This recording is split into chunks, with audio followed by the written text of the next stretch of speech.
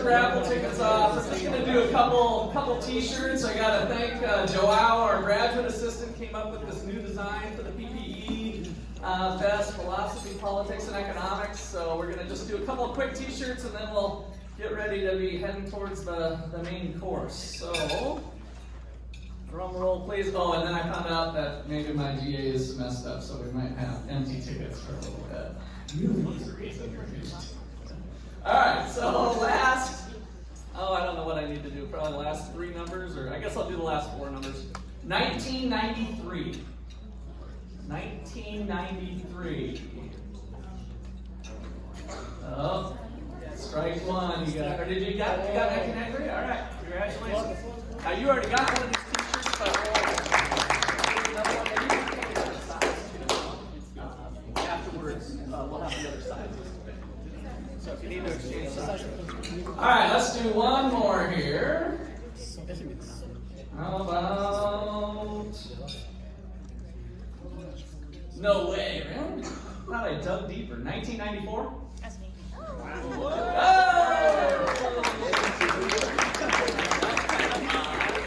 I can swap out the signs later. Okay. All right.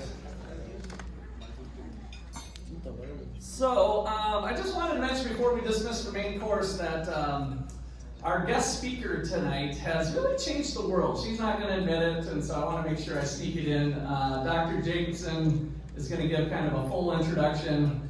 But the work that she's done with gender equality around the world, she just told a story today that I thought was really neat when we did our podcast. So one of our events with the Gordy Institute is we have a Faith and Economics podcast where weekly, it's usually Peter, Justin, and I, and we have topics all across the board, so it's been downloaded. Peter, what are we up to? Over 25,000 now, or 20? Like that. Okay, something around 25,000 listens.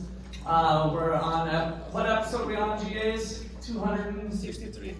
I knew they would know, but I don't know. But 263 episodes, and it comes out weekly every Monday. And so you'll see all kinds of topics. Sometimes they're more faith-oriented. Sometimes they're, personal finance. They're all kinds of stuff. And we have guests. And so today we had Dr. Fike talking, and she mentioned the story in Poland. This was not on the podcast. I don't think this was probably off podcast.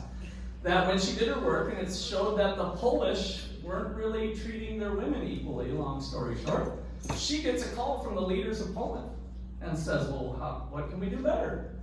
And then it was sounded like kind of a short phone call, but that was about the gist of it.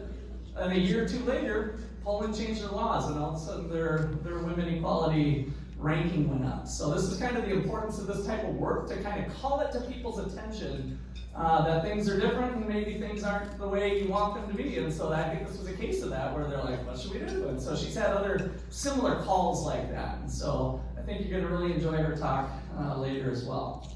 All right, so let's go ahead and start heading towards the chow line. So we'll start on this side of the room, as the high school students have been working hard today.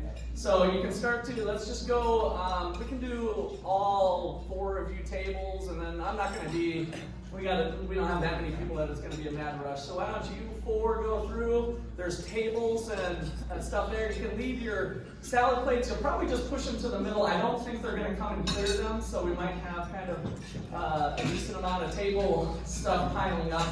But they might come and clear them, but I just need to be prepared. So go ahead, you can go grab your food and come back and start in on that.